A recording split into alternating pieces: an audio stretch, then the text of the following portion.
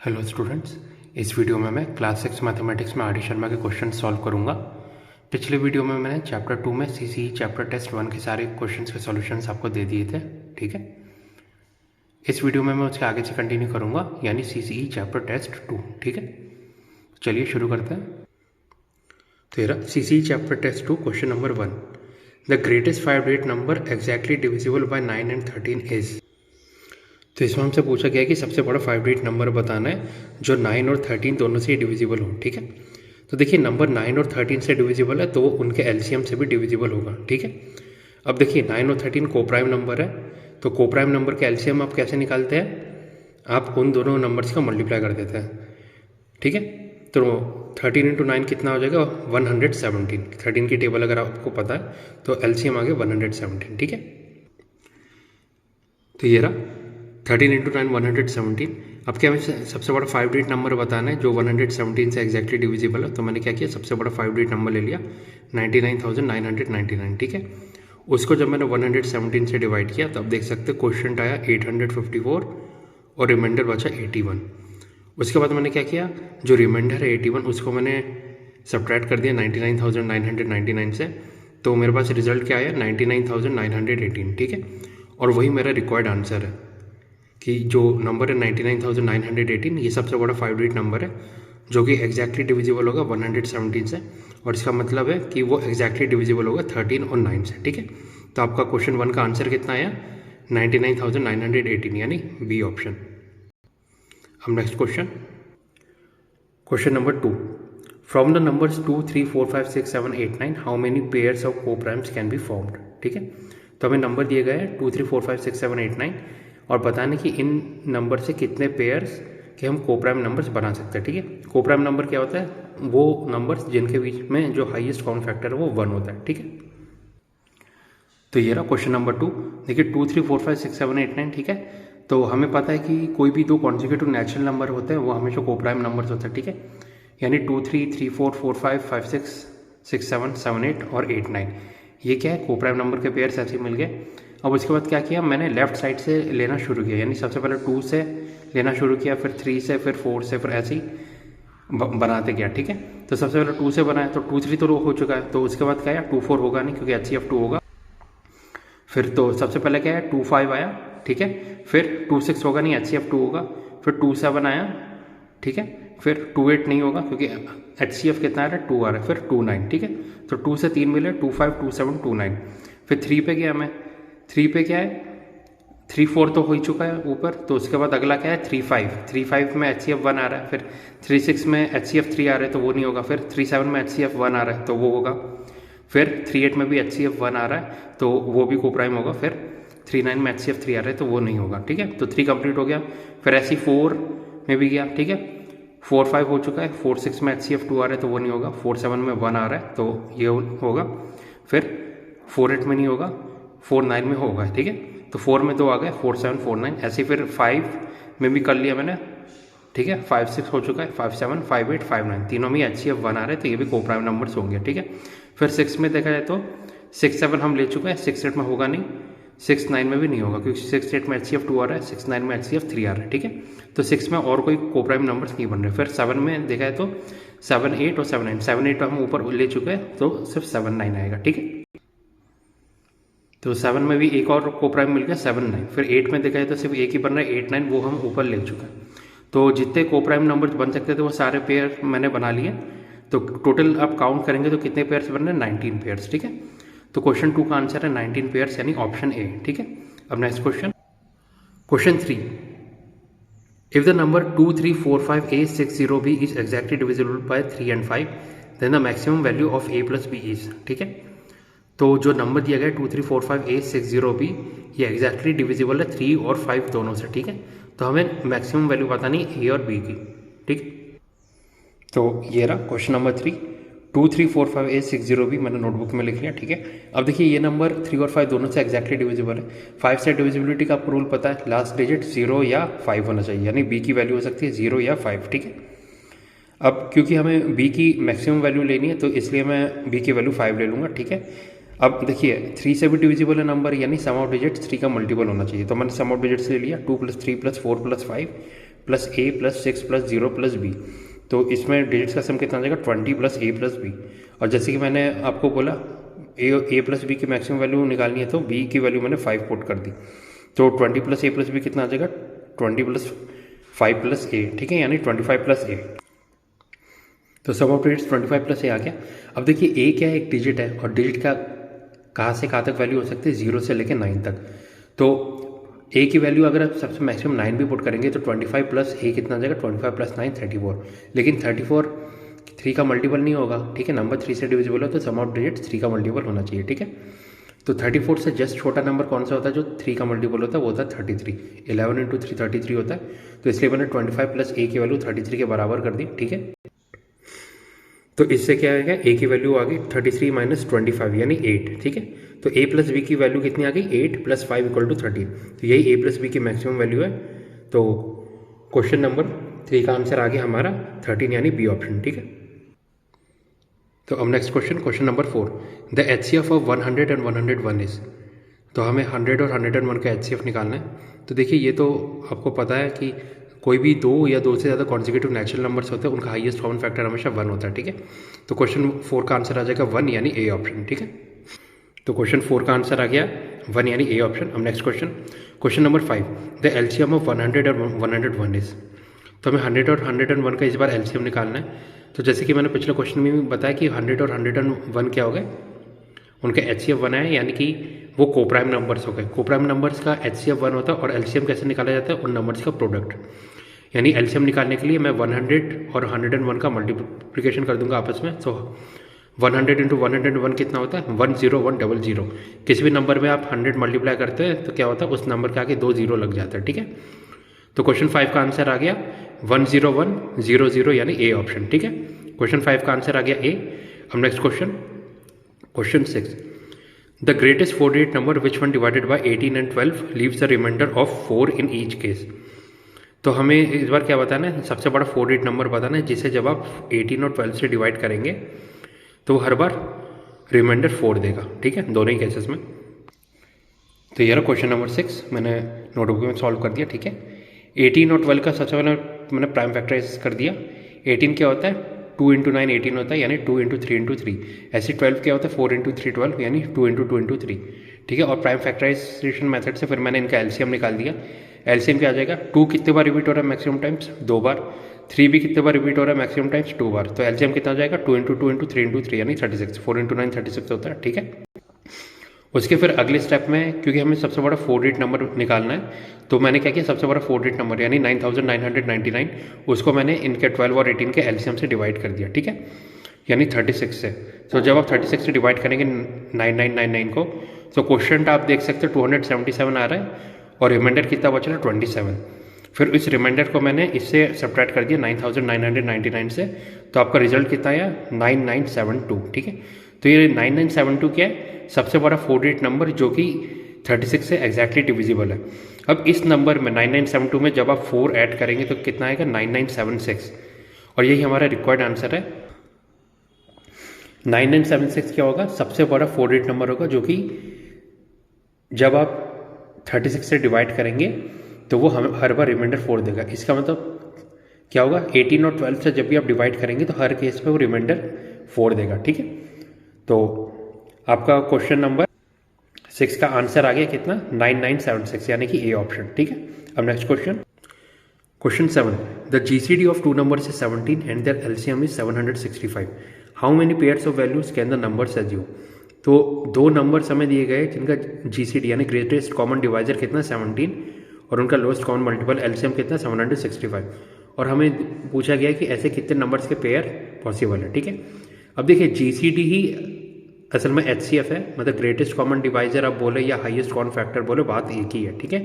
तो 2 नंबर्स का HCF कितना है 17 और उनका LCM कितना है 765, ठीक है। तेरा क्वेश्चन नंबर 7, देखिए GCD हमें दिया गया 17, मतलब GCD HCF है और LCM कितना 765, ठीक है। अब हमें पता है कि कोई भी 2 नंबर जब आप इनका HCF और LCM निकालते हैं तो HCF हमेशा LCM को एग्जैक्टली डिवाइड करता है, ठीक है। तो मैंने 765 को 17 से डिवाइड कर दिया, तो क्वेश्चन आप देख सकते हैं 45 है, रिमाइंडर 0 है, ठीक है। यानी कि 765 का बोल सकते हैं 45 इंटू 17, ठीक है। अब देखिए, आपको एचसीएफ और एलसीएम की प्रॉपर्टी पता है कि कोई भी दो नंबर का आप एचसीएफ और एलसीएम निकालते हैं तो नंबर्स का प्रोडक्ट किसके बराबर होता है, उनके एचसीएफ और एलसीएम के प्रोडक्ट के बराबर। ठीक है, इसका मतलब नंबर्स का प्रोडक्ट कितना होगा, 17 इंटू 765। 765 को मैंने स्प्लिट कर दिया 17 इंटू 45 में। ठीक है,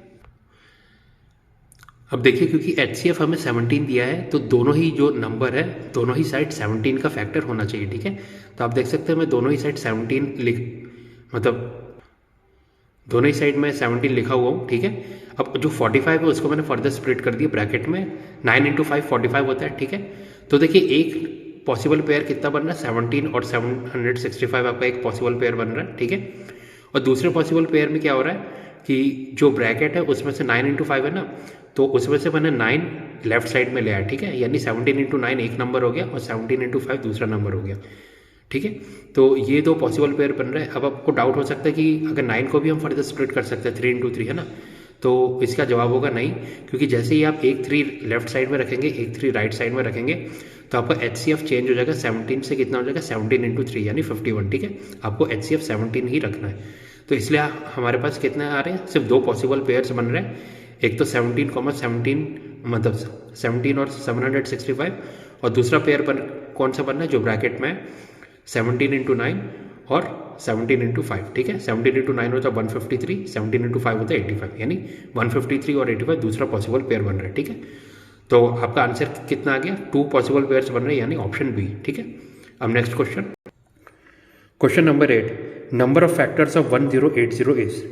तो हमें 1080 के total number of possible factors निकालना है। ठीक है, तो ये रहा 1080। ठीक है, 1080 का आप लिख सकते हैं 108 इंटू 10। ठीक है, तो इसको आप ऐसे ही फर्दर स्प्लिट करते आएंगे तो मैंने प्राइम फैक्टराइजेशन कर दिया 1080 का, आप देख सकते हैं ब्रैकेट में मैंने लिया 2 इंटू 2 इंटू 2 इंटू फिर 3 को मैंने एक ब्रैकेट में लिख लिया 3 इंटू 3 इंटू 3 इंटू ब्रैकेट में फिर एक बार जो 5 आ रहा है इंटू 5। ठीक है, ठीक है, तो ये 1080 का प्राइम फैक्टराइजेशन हो गया। ठीक है, अब ये जो 2 इंटू 2 इंटू 2 है उसको मैंने पावर के फॉर्म में लिख लिया, यानी 2 की पावर 3 इंटू 3 की पावर 3 इंटू 5 की पावर 1। ठीक है, अब पावर क्या होता है वो मैं आपको समझा देता हूँ। जैसे कि आप 2 की पावर ऊपर में 4 लिखते हैं, जैसे मैंने यहाँ पे लिखा है ब्रैकेट में, तो 2 की पावर 4 का क्या मतलब होता है, आप 4 बार 2 को मल्टीप्लाई कर दीजिए, 2 इंटू 2 इंटू 2 इंटू 2 यानी 16।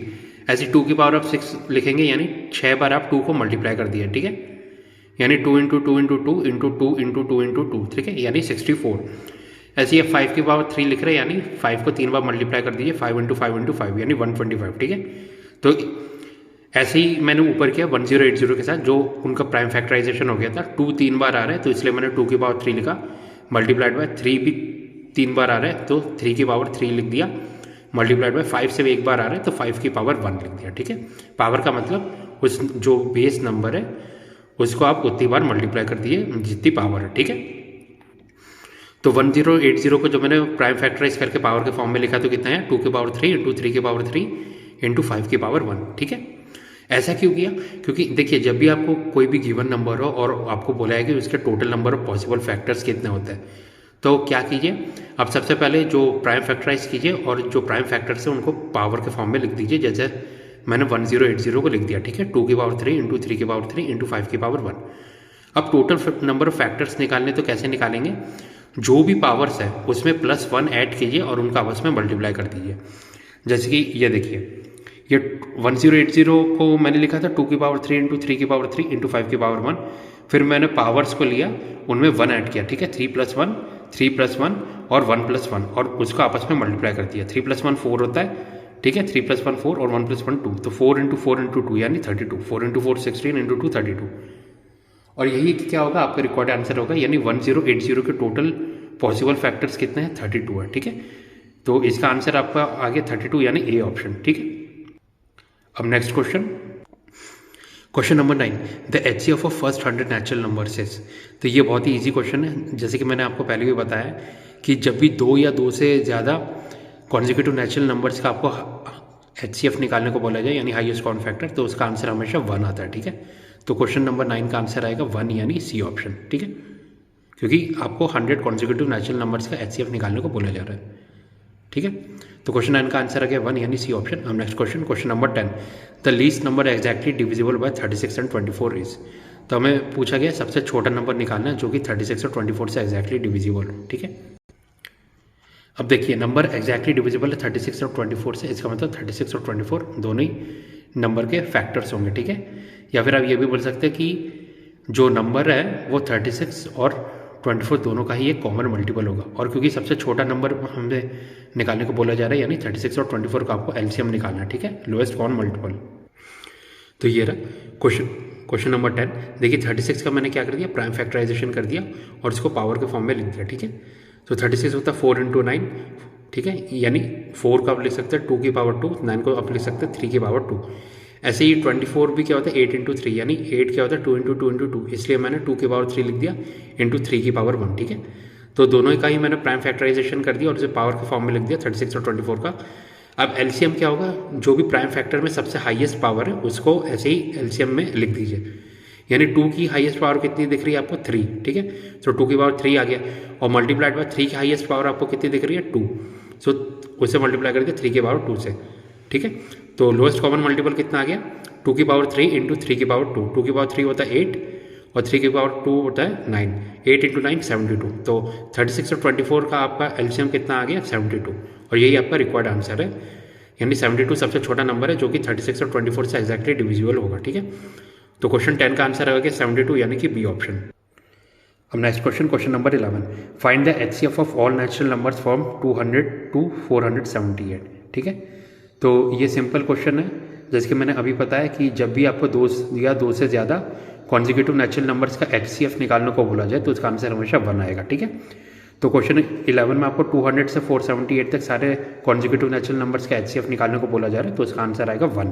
क्वेश्चन 11 का आंसर आ रहा है 1, ठीक है। अब next question 12, if x is prime y is a composite number such that x plus y equal to 240 and their LCM is 4199, find x and y। तो हमें ये बोला गया है कि दो नंबर से x और y, जिसमें x प्राइम नंबर है y कंपोजिट नंबर है, और उसमें भी कंडीशन दी है कि x प्लस y की वैल्यू कितनी है 240 और उनका LCM कितना आ रहा है 4199। अब हमें निकालना है x एंड y, ठीक है। तो ये रहा क्वेश्चन नंबर 12, दो नंबर दिए गए हैं, ठीक है, x और y, जिसमें हमें बोला गया x plus y equal to 240 और x इंटू वाई होता है 4199। हमें ये भी बोला गया कि x क्या है प्राइम नंबर है, y क्या है कंपोजिट नंबर है, ठीक है। अब देखिए x एक प्राइम नंबर है, y एक कंपोजिट नंबर है, ठीक है। इसका मतलब क्या होगा x और y एक को प्राइम नंबर हो जाएंगे, ठीक है। क्यों? क्योंकि उनके बीच में आप हाईएस्ट कॉमन फैक्टर निकालेंगे तो वो कितना आएगा 1 आएगा, ठीक है। को प्राइम नंबर की ये डेफिनेशन होती है कि दो नंबर जिनमें HCF 1 हो तो वो को प्राइम होता है, ठीक है। अब देखिए x और y को प्राइम नंबर हो गए तो x इंटू वाई कितना हो जाएगा उनका LCM, यानी कि हमें लोएस्ट कॉमन मल्टीपल दिया गया x इंटू वाई कितना है 4199, ठीक है। तो ठीक है, नंबर्स का प्रोडक्ट जो है 4199 वही उनका LCM भी हो जाएगा। तो देखिए सबसे पहले देखिए LCM हमें पता है 4199, तो सबसे पहले उसे मैंने स्प्लिट करने की कोशिश की। स्प्लिट करने से मेरा मतलब उनका प्राइम फैक्टराइज करने का कोशिश किया। तो क्या किया, जितने भी प्राइम नंबर से मैंने चेक किया कि वो किससे डिविजिबल है। तो देखिए 2, 3, 5 और 11 का हमें डिविजिबिलिटी रूल पता है और किसी भी डिविजिबिलिटी रूल को वो सेटिस्फाई नहीं कर रहा, ठीक है, 4199। तो ये नंबर से ऐसे ही कैंसिल हो गए। 7 से भी मैंने चेक किया कि तो 7 से भी 4199 डिविजिबल नहीं है। तो ठीक है 11 तक मैंने चेक कर लिया। उसके बाद क्या होता है 13 से जब मैंने डिवाइड किया 4199 को तो आप देख सकते हैं क्वेश्चन कितना आया 323 और रिमाइंडर कितना आया 0 आ रहा है, ठीक है। इसका मतलब 4199 13 से एक्जैक्टली डिविजिबल है। तो 4199 को आप लिख सकते हैं 13 इंटू 323, ठीक है। अब देखिए 323 को भी आप दोबारा चेक करेंगे 13 से डिवाइड करके तो वो 13 से डिविजिबल नहीं होगा। तो उसके बाद में 13 के बाद जो नेक्स्ट प्राइम नंबर आता है 17 उससे चेक किया डिवाइड करके। तो आप देख सकते हैं जब मैंने 323 को 17 से डिवाइड किया तो रिमाइंडर 0 आ रहा है और क्वेश्चन कितना आ रहा है 19, यानी 323 का भी आप फर्दर स्प्लिट कर सकते हैं 17 इंटू 19 में, ठीक है। तो देखिए इससे क्या गया 4199 मैंने प्राइम फैक्टराइज कर दिया कितना 13 इंटू 17 इंटू 19 में, ठीक है। क्योंकि सबसे पहले 13 इंटू 323 में स्प्लिट हुआ था और 323 को भी मैंने फर्दर स्प्लिट किया 17 इंटू 19 में। तो 4199 का प्राइम फैक्टराइज हो गया। अब क्या है, हमें पता है कि जो दो नंबर है x और y उसमें से x एक प्राइम नंबर है और y एक कंपोजिट नंबर है। तो अब आप ऐसे ही जो तीन प्राइम फैक्टर्स है 4199 के उसको आप x और y में सब्स्टिट्यूट करना शुरू कीजिए। कि जैसे सबसे पहले तो 13 323 में स्प्लिट हुआ था, यानी x की वैल्यू 13 और y की वैल्यू 17 इंटू 19 यानी 323। तो देखिए वो पॉसिबल नहीं होगा, क्यों? क्योंकि x plus y equal to 240 होना चाहिए और y की वैल्यू ही 240 से ज़्यादा हो रही है 323, तो x की वैल्यू 13 नहीं हो सकती। फिर ऐसे ही मैंने 17 में भी सब्सटीट्यूट करने की कोशिश की, तो वो भी सेटिस्फाई नहीं कर रहा। क्यों? क्योंकि देखिए x इक्वल टू 17 होगा तो y की वैल्यू कितनी हो जाएगी 13 इंटू 19, यानी 13 इंटू 19 होता है 247, तो वो भी सेटिस्फाई नहीं करेगा x plus y equal to 240 को, है ना, क्योंकि y की वैल्यू ही 240 से ज़्यादा हो रही है 247, तो x की वैल्यू 17 भी पॉसिबल नहीं है, तो सिर्फ एक ही पॉसिबल वैल्यू बची x इक्वल टू 19, ठीक है। तो मैंने x इक्वल टू 19 लिया तो y की वैल्यू होगी 13 इंटू 17 यानी 221, 19 प्लस 221 आप ऐड करेंगे तो कितना आ रहा है 240, यानी x और y की वैल्यू इस बार सेटिस्फाई करिए कंडीशन को, ठीक है। इसका मतलब हमारे पास जो रिक्वायर्ड आंसर था वो आ चुका है, x इक्वल टू 19 और y इक्वल टू 221, ठीक है। तो स्टूडेंट्स क्वेश्चन नंबर 12 का आंसर आ चुका है, x इक्वल टू 19 और y इक्वल टू 221, ठीक है। अगर आपको वीडियो पसंद आए तो प्लीज़ लाइक कीजिए, सब्सक्राइब कीजिए, ठीक है। तो स्टूडेंट्स इस वीडियो में मैंने CCE चैप्टर टेस्ट 2 में पहले 12 मतलब फर्स्ट 12 क्वेश्चंस जो है उसके आपको सॉल्यूशंस दे दिए, ठीक है। इसके आगे से मैं नेक्स्ट वीडियो में कंटिन्यू करूँगा, यानी क्वेश्चन नंबर 13 से, ठीक है। तो स्टूडेंट्स इस वीडियो में बस इतना ही। Thank you and have a nice day.